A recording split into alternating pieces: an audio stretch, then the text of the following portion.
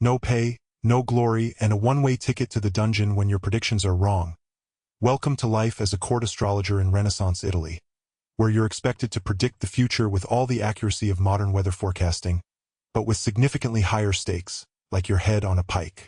In the glorious palaces of 16th-century Florence, Domenico Inverni was considered a man of great learning and wisdom. He had spent years studying the ancient texts of Ptolemy, mastering the intricate mathematical calculations required to chart the heavens, and memorizing the symbolic meanings of each celestial body's position, none of which, unfortunately, would help him in his current predicament. "So you're telling me," Duke Cosimo de' Medici said, drumming his bejeweled fingers on the arm of his throne, "that Jupiter in retrograde means my military campaign will fail? After I've already hired 3,000 mercenaries." Domenico cleared his throat. "Not fail, Your Excellency. Merely face unexpected challenges that could be overcome with prudent leadership." The Duke's eyes narrowed. "Yesterday you said Mars in the 8th house guaranteed victory. I performed additional calculations, Your Grace. The Moon's position has shifted significantly, causing a rather unfortunate celestial alignment." This was the daily reality for court astrologers, backpedaling faster than a circus performer on a unicycle. The truth was, Domenico had initially predicted success because the Duke clearly wanted to hear about success. When news arrived this morning that Milan had unexpectedly doubled its defensive forces, Domenico knew he needed an astrological excuse to revise his prediction. The absurdity of being a court astrologer wasn't just having to make up cosmic justifications for earthly events. It was the bizarre employment conditions. Unlike court physicians who could at least show results by applying leeches to feverish nobles, astrologers operated in the realm of the unprovable, until it was suddenly catastrophically proven wrong. Take Domenico's predecessor, Giovanni Abbiati. He'd predicted the Duke's firstborn would be a son. When the Duchess delivered a daughter, Giovanni found himself explaining his calculations to the torturers in the palace dungeon. He maintained his dignity until the third fingernail.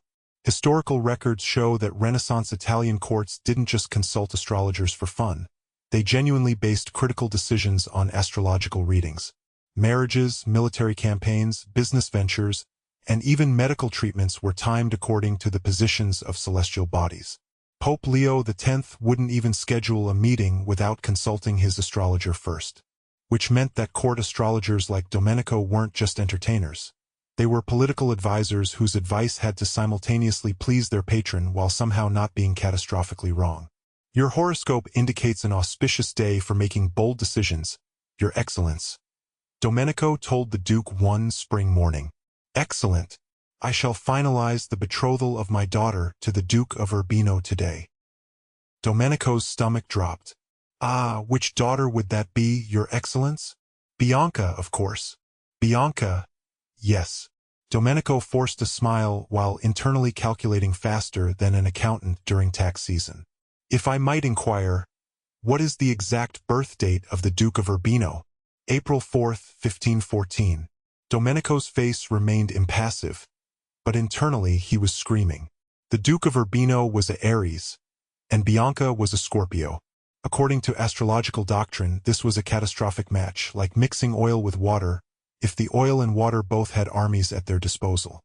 "Perhaps, Your Excellence, we should examine the Duke's full natal chart before proceeding. Venus in retrograde suggests." "The agreement will be signed today," the Duke interrupted, his tone leaving no room for celestial objections. "I need this alliance. Your stars will have to adjust accordingly." And there was the true absurdity of the court astrologer's existence. While supposedly reading the unchangeable cosmic design of the universe, you were actually expected to rearrange the heavens to match your patron's earthly desires. Another historical fact that made court astrology particularly nerve-wracking was the Italian Renaissance obsession with precision. These weren't general horoscopes like, "You'll meet a tall, dark stranger." Court astrologers created detailed natal charts that required the exact time of birth, calculated to the minute. Make one mathematical error in your ephemerides, and suddenly you're predicting the Duke will triumph when he's actually about to lose his entire army to dysentery. "I've checked the calculations 3 times, Your Excellence," Domenico said, presenting an intricate chart to the Duke. Venus and Jupiter are in perfect conjunction in your 5th house. The stars could not be more favorable for conceiving an heir tonight. The Duke examined the chart with narrowed eyes.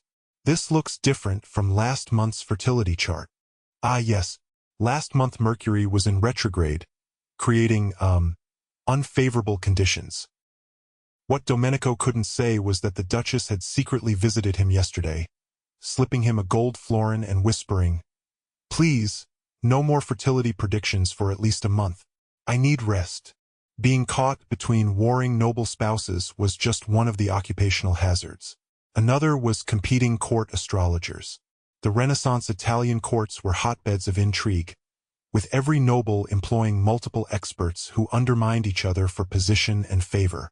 Domenico once entered the Great Hall to find Beatrice Harrington, an English astrologer newly arrived in Florence, entertaining the court ladies with her exotic accent and flamboyant predictions. The alignment of Saturn with the Pleiades indicates that silver accessories will bring particular fortune this spring, she announced to delighted gasps from the fashion-conscious noblewomen. Domenico could barely contain his professional outrage. Saturn wouldn't align with the Pleiades for another 6 years. But contradicting Beatrice would only make him appear petty and jealous, which he absolutely was, but preferred not to advertise. The competition wasn't just professionally annoying. It was dangerous. Each competing astrologer had incentive to prove others wrong, creating a circular firing squad of cosmic predictions.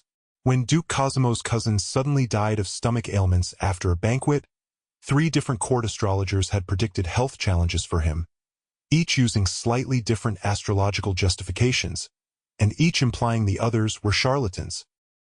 2 of those astrologers subsequently died of similar stomach ailments.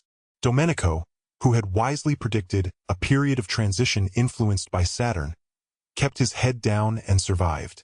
Perhaps the greatest irony of being a Renaissance court astrologer was that while you studied the most advanced mathematical and astronomical knowledge of your time, you couldn't actually advance that knowledge without risking accusations of heresy. When Copernicus suggested the Earth orbited the Sun rather than vice versa, he completely undermined the geocentric model that traditional astrology depended on. Imagine being Domenico, secretly agreeing with Copernicus based on the mathematics, but having to publicly denounce him to protect your livelihood and avoid being burned at the stake. "Your Excellence, I've prepared your monthly horoscope," Domenico said, presenting an elaborately illustrated chart to the Duke. "Excellent. What do the heavens portend?" "Great prosperity and—" Domenico stopped mid-sentence as a servant rushed in. "Your Excellence, the Venetian fleet has seized our merchant vessels. They claim we've violated their trade agreement." The Duke turned slowly to Domenico, his expression darkening like a solar eclipse. "Prosperity, you were saying?" Domenico swallowed hard. The stars indicated prosperity was possible if certain adverse influences could be overcome. Venus's fleet movements clearly represent Neptune's disruptive influence, which I was just about to mention. "Were you? How convenient." The next morning, Domenico found his court quarters reassigned to a visiting poet and his astrological equipment relocated to a damp storage room next to the kitchens. He wasn't fired. Renaissance nobles rarely fired astrologers outright, as that would mean admitting they'd employed a fraud. Instead, they subjected them to 1,000 small humiliations while gradually reducing their influence, access, and compensation. For 6 months, Domenico continued making predictions, now from his kitchen-adjacent workshop where the steam from cooking cauldrons warped his precious astronomical tables. His salary temporarily decreased. His invitations to court functions mysteriously disappeared. Yet he persisted, knowing that one spectacularly accurate prediction could restore his standing. His opportunity came when the Duke's niece went into labor. After 3 days of difficult birth, the court physician approached Domenico in desperation. "The child is positioned poorly. We need to know, will surgical intervention save them both, or should we prioritize the mother?" Here was the ultimate astrological challenge and opportunity. Domenico consulted his charts, calculated the planetary positions, and interpreted the celestial influences with all the wisdom 16 years of practice had given him. "The stars indicate," He paused dramatically. That both will survive if the surgery is performed precisely at midnight, when Jupiter reaches its zenith. It was complete nonsense, of course. Jupiter wouldn't reach zenith until next week. But Domenico knew that midnight was when the most skilled midwife in Florence ended her shift at another noble house and could be summoned to assist. When both mother and child survived, Domenico was hailed as a miracle worker. He was reinstated to proper quarters, his salary doubled, and the Duke personally presented him with a golden astrolabe. 2 weeks later, when Domenico correctly divined that a visiting diplomat was actually a spy, based on the servant gossip he'd overheard, his reputation was fully restored. The Duke now consulted him on everything from battle plans to menu selections. And that was perhaps the final, cruelest irony of being a court astrologer in Renaissance Italy. Your greatest successes came not from actual astrological knowledge, but from being an intelligent observer of human nature who occasionally got lucky with educated guesses. On his deathbed years later, attended by the finest physicians money could buy, all useless against pneumonia, Domenico called for his apprentice. "Remember this," he wheezed. "The stars don't determine men's fates. Men determine what they want to see in the stars." "A final wisdom, master," the teary-eyed apprentice said. "I shall treasure it always." "No, you fool," Domenico coughed. "It's practical advice. The Duke wants to invade Milan next spring.